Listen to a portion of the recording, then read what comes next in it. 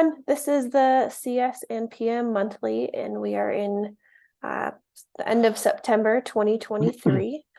And we're going to kick it off with some product updates. So first thing, customizable roles was released. There's actually a little bit of a UI for it. But more specifically, there are granular security permissions that include viewing the dependency list, viewing the security dashboard and vulnerability report, and approving a merge request and changing the status of the vulnerability. This is so that security teams and developer teams can adhere to the principle of least privileged. We were finding that sometimes those teams could do things that maybe they shouldn't be able to do, like a developer changing the status of a vulnerability that actually really needed to be addressed. So exciting stuff. We will be removing the ability to change a vulnerability status from the developer role as a breaking change in 17.0, and we do have a feedback issue, and curious to hear if there's any pushback on that leading up to that major milestone. And then other exciting news, we have the group and subgroup level dependency list is now available by default. I did make note in the agenda what is included in upcoming iterations, because we are continuing to iterate on it, but we did want to have something available rather than waiting until it was those iterations were also complete. So for the next iteration, we'll include the ability to filter by project and license, and then that is just the first iteration. Additional iterations are included in the epic that I outlined, or that I've included in the agenda under 1BI2. And then we also have vulnerability bulk status updates. I know sometimes people want to dismiss a lot of vulnerabilities all at once or resolve a lot of vulnerabilities all at once, and this will allow you to do it. Things are still paginated, but hopefully that increases efficiency with some workflows. That brings us to Sarah. You have the next one. Thanks. Quick. Yeah. Quick we're really excited. Oh, sorry, I didn't pause for questions. Yeah, any questions on okay. some of the things we just released? There's a lot in there. Quick question on the pagination, the bulk remediation. I know Matt had done some work on that, where you could select like a page at a time. Mm-hmm. What's the iteration from that? Where are we now? So it's still you can select a page at a time, and I believe it's 100 records is the limit. Okay. All right. Yep. Cool. Thank you. Mm-hmm. Yeah. Anything else with those 3 different updates that came out in 16.4? Great. Okay, Sarah, to you officially. Thanks. So we're excited that continuous vulnerability scanning for dependency scanning was released as experimental in 16.4, and you can enable it via a toggle on the security configuration page.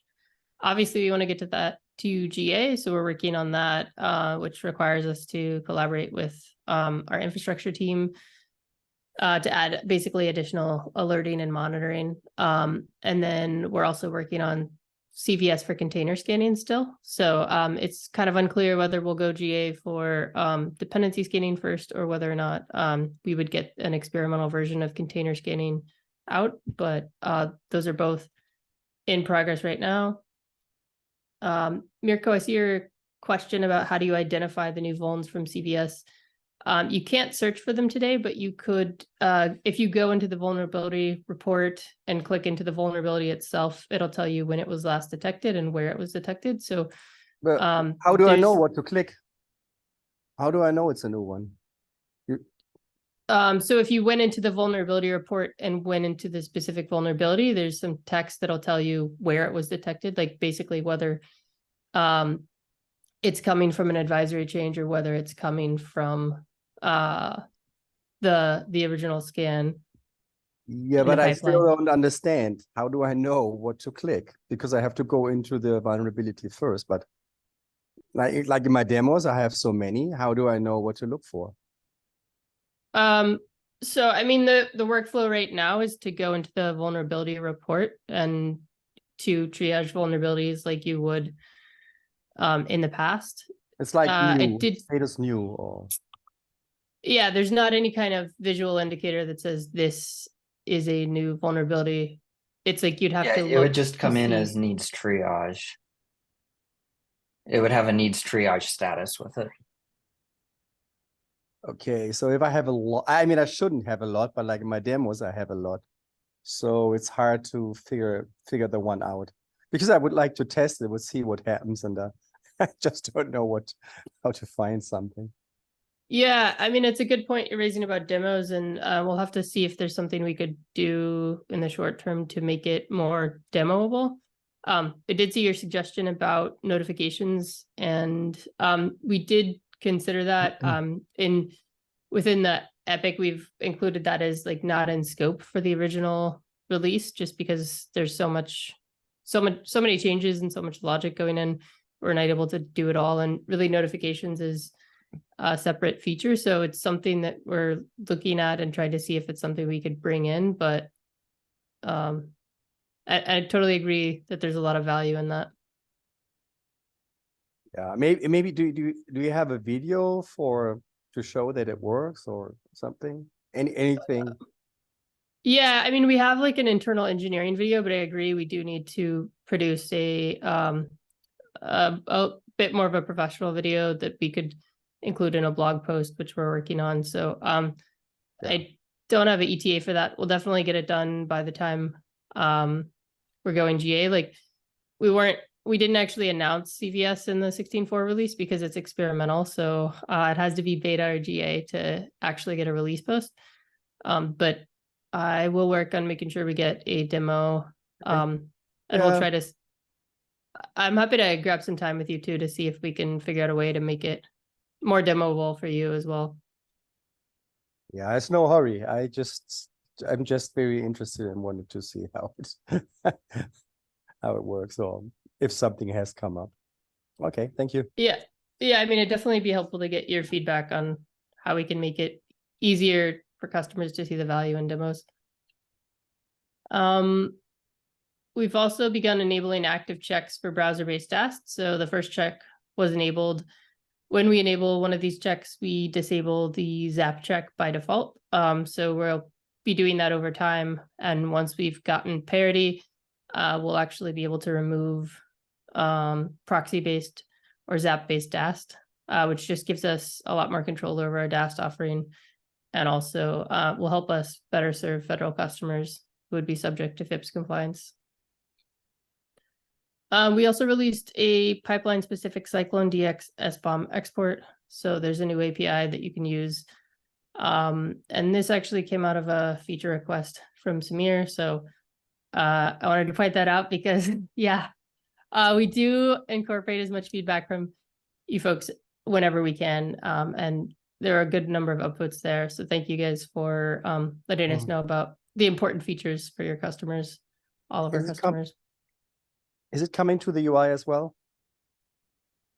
I think there's some additional things on the roadmap for SBOM exports, but I think Alana would be better able to answer your questions about that kind of stuff. Our team doesn't have plans.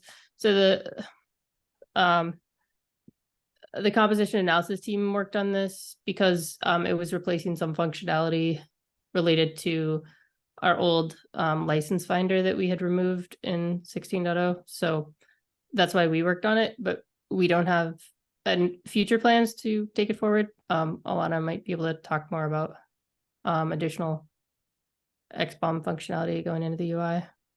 Yeah, so I'm not 100% confident that it's going to happen in this iteration, but it is included in the next iteration for the dependency list.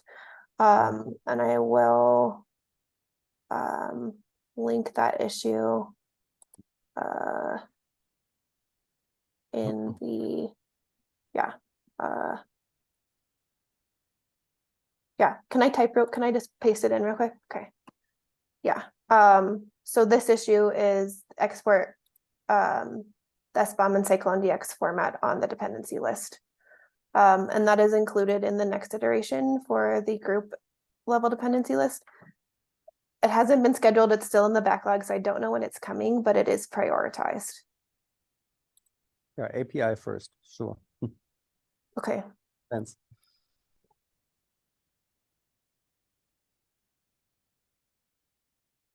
I think there were also some other nuances about the SBOMs. So the one we focused on was pipeline specific, and I think there's been other requests over time to do different kinds of grouping, but